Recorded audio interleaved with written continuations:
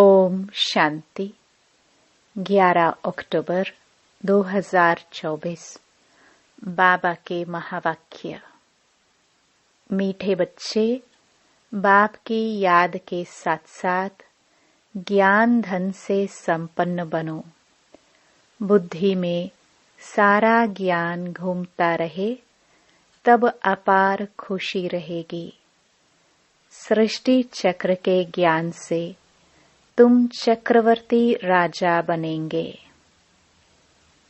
प्रश्न: किन बच्चों मनुष्यों की प्रीत बाप से नहीं हो सकती है? उत्तर: जो रौरव नरक में रहने वाले विकारों से प्रीत करते हैं, ऐसे मनुष्यों की प्रीत बाप से नहीं हो सकती। तुम बच्चों ने बाप को पहचाना है, इसलिए तुम्हारी बाप से प्रीत है। प्रश्न: किसे सतयुग में आने का हुक्म ही नहीं है?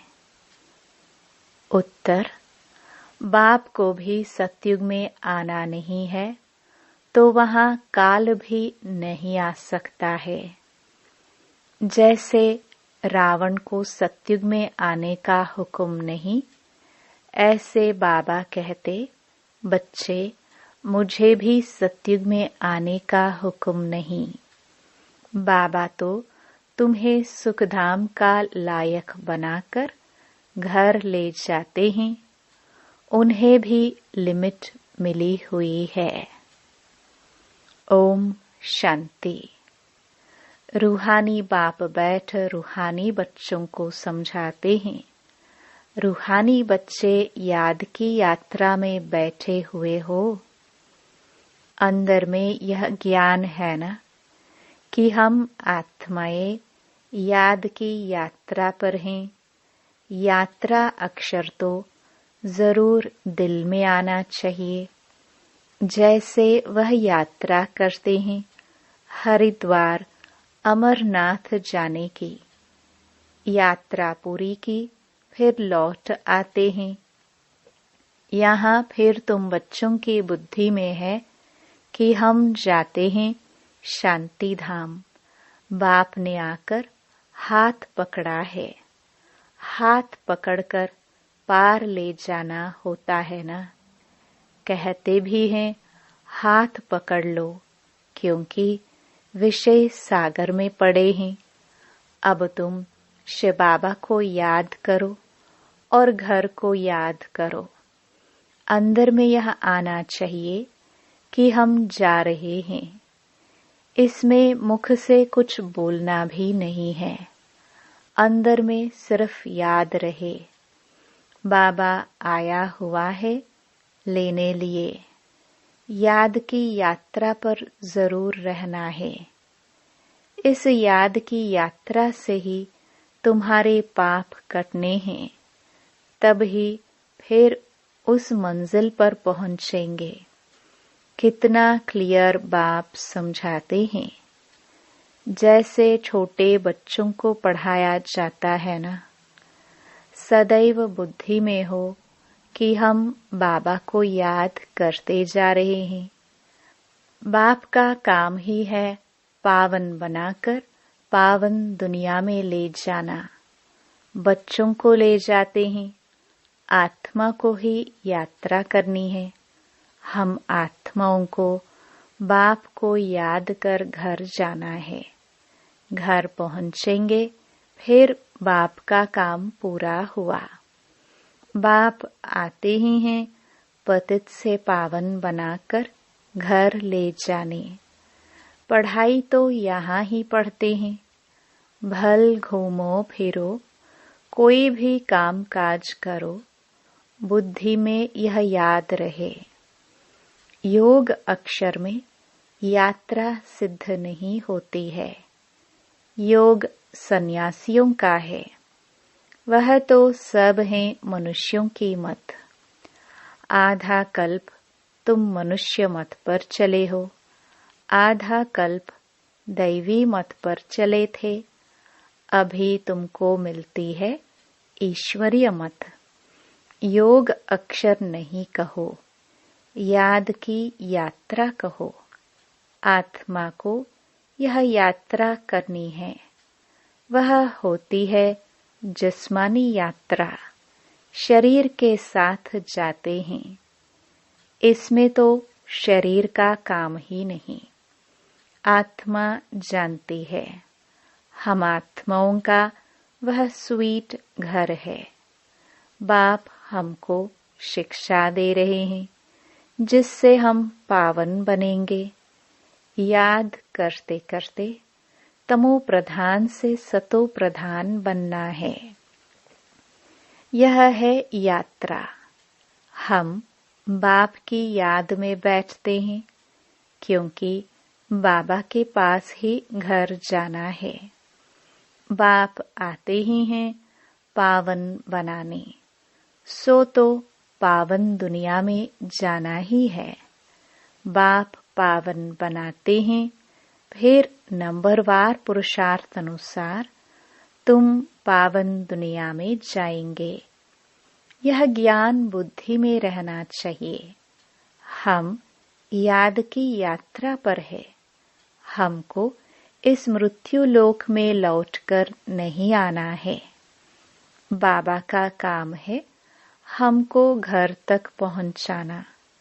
बाबा रास्ता बता देते हैं। अभी तुम तो मृत्यु लोक में हो, फिर अमर लोक नई दुनिया में होंगे। बाप लायक बनाकर ही छोड़ते हैं। सुख धाम में बाप नहीं ले जाएंगे। इनकी लिमिट हो जाती है घर तक पहुंचाना। यह सारा ज्ञान बुद्धि में रहना चाहिए। सिर्फ बाप को याद नहीं करना चाहिए, साथ में ज्ञान भी चाहिए। ज्ञान से तुम धन कमाते हो ना। इस सृष्टि चक्र की नॉलेज से तुम चक्रवर्ती राजा बनते हो। बुद्धि में यह ज्ञान है, इसमें चक्कर लगाया है। फिर हम घर जाएंगे, फिर नए सिर चक्कर शुरू होगा। यह सारा ज्ञान बुद्धि में रहे, तब खुशी का पारा चढ़े। बाप को भी याद करना है। शांति धाम, सुख धाम को भी याद करना है।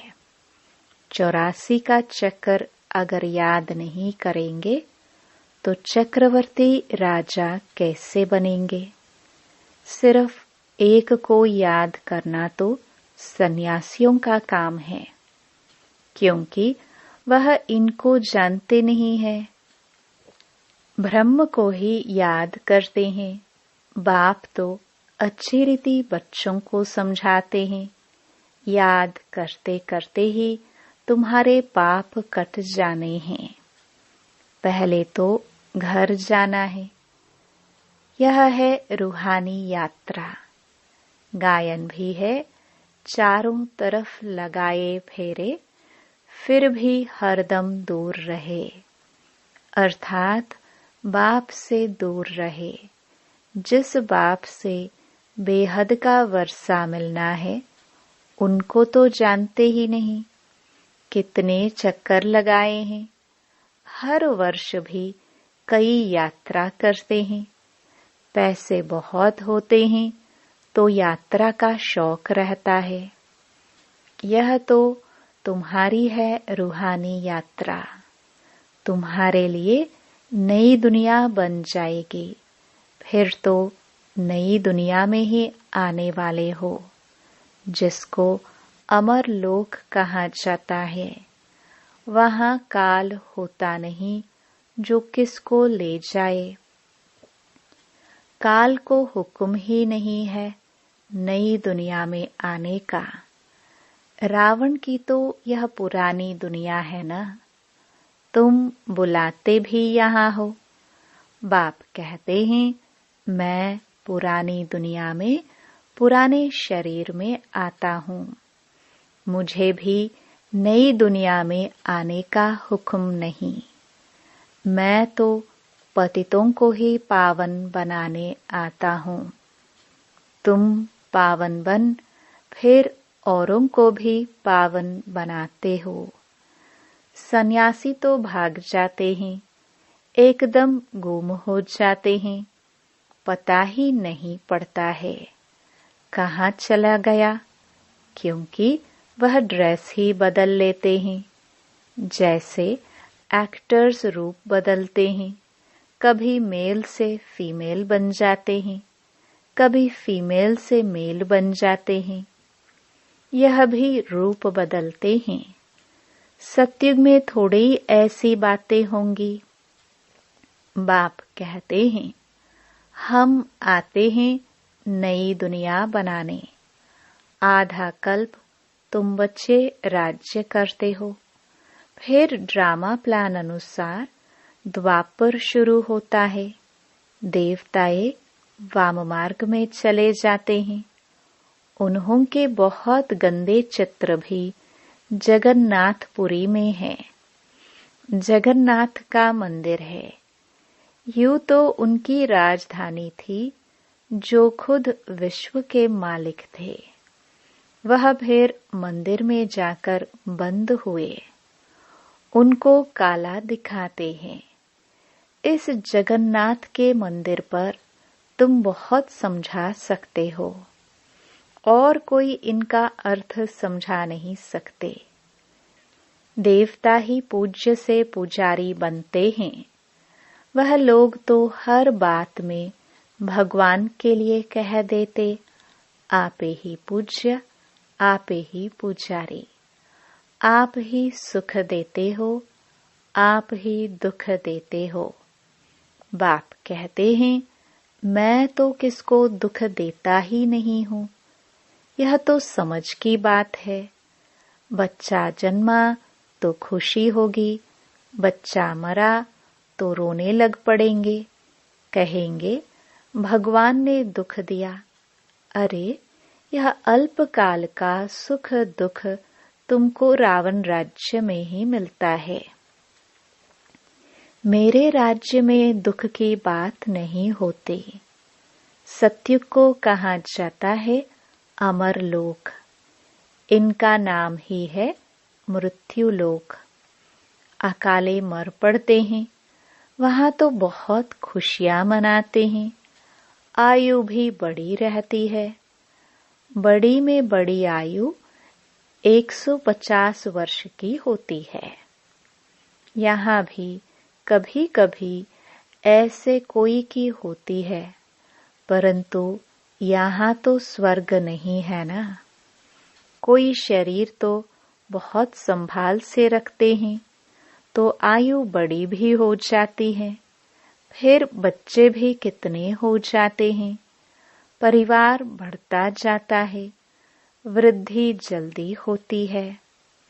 जैसे झाड़ से टाल टालियां निकलती हैं, 50 टालियां और उनसे और 50 निकलेंगी। कितना वृद्धि को पाते हैं। यहाँ भी ऐसे हैं। इसलिए इनका मिसाल बढ़ के झाड़ से देते हैं। सारा झाड़ खड़ा है, फाउंडेशन है नहीं। यहाँ भी आदि सनातन देवी देवता धर्म का फाउंडेशन है नहीं। कोई को पता ही नहीं देवताएं कब थे। वह तो लाखों वर्ष कह देते हैं।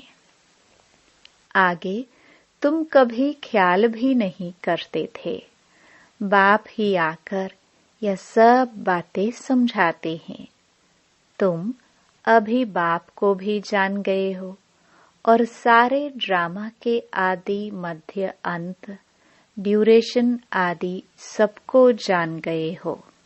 नई दुनिया से पुरानी, पुरानी से नई कैसे बनती है, यह कोई नहीं जानते।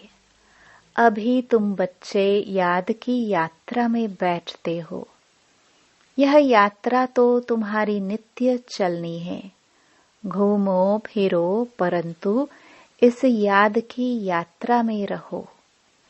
यह है रूहानी यात्रा। तुम जानते हो, भक्ति मार्ग में हम भी उन यात्राओं पर जाते थे।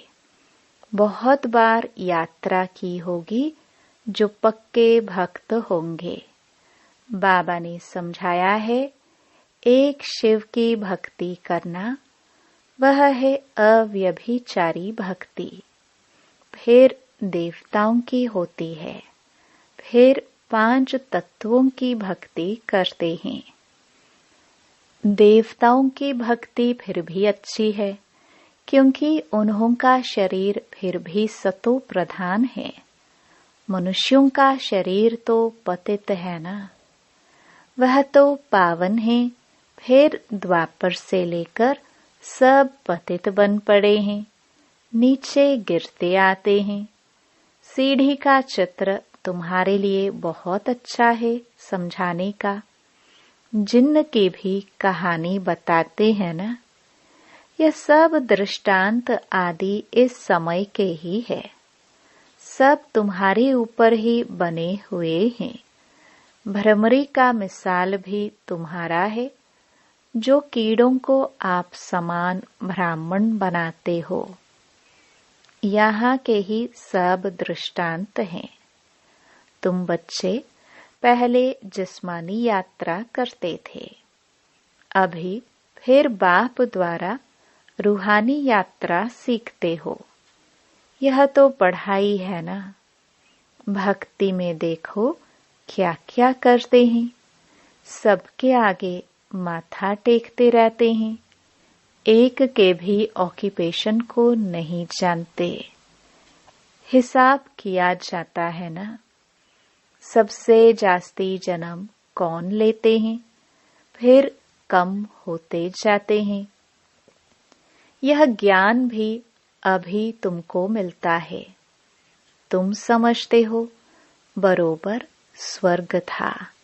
भारतवासी तो इतने पत्थर बुद्धि बने हैं, उनसे पूछो स्वर्ग कब था तो लाखों वर्ष कह देंगे। अभी तुम बच्चे जानते हो, हम विश्व के मालिक थे, कितने सुखी थे। अब फिर हमको बेगर टू प्रिंस बनना है। दुनिया नई से पुरानी होती है ना, तो बाप कहते हैं मेहनत करो। यह भी जानते हैं माया घड़ी घड़ी भुला देती है। बाप समझाते हैं, बुद्धि में सदैव यह याद रखो, हम जा रहे हैं। हमारा इस पुरानी दुनिया से लंगर उठा हुआ है। नैया उस पार जानी है। गाते हैं ना, नैया हमारी पार ले जाओ। कब पार जानी है वह जानते नहीं है। तो मुख्य है याद की यात्रा। बाप के साथ वर्षा भी याद आना चाहिए। बच्चे बालिग होते हैं तो बाप का वर्षा ही बुद्धि में रहता है। तुम तो बड़े हो ही, आत्मा झट जान लेती है। यह बात तो बरोबर है। बेहद के बाप का वर्षा है ही स्वर्ग। बाबा स्वर्ग की स्थापना करते हैं तो बाप की श्रीमत पर चलना पड़े। बाप कहते हैं पवित्र जरूर बनना है। पवित्रता के कारण ही झगड़े होते हैं। वह तो बिल्कुल ही जैसे रौरव नरक में पड़े हैं और ही जास्ती विकारों में गिरने लग पड़ते हैं। इसलिए बाप से प्रीत रख नहीं सकते हैं। विनाशकाली विपरीत बुद्धि है ना। बाप आते ही हैं प्रीत बुद्धि बनाने। बहुत हैं जिनकी रिंचक भी प्रीत बुद्धि नहीं है। कभी बाप को याद भी नहीं करते हैं। शिव बाबा को जानते ही नहीं हैं, मानते ही नहीं हैं। माया का पूरा ग्रहण लगा हुआ है। याद की यात्रा बिल्कुल ही नहीं। बाप मेहनत तो कराते हैं, यह भी जानते हो। सूर्यवंशी चंद्रवंशी राजधानी यहाँ स्थापन हो रही है। सत्युग त्रेता में कोई भी धर्म स्थापन होते नहीं। राम कोई धर्म स्थापन नहीं करते। यह तो स्थापना करने वाले बाप द्वारा यह बनते हैं। और धर्म स्थापक और बाप के धर्म स्थापना में रात दिन का फर्क है। बाप आते ही हैं संगम पर, जबकि दुनिया को बदलना है। बाप कहते हैं कल्प कल्प कल्प के संगम युगे आता हूँ। उन्होंने फिर युगे युगे अक्षर रॉन्ग लिख दिया है।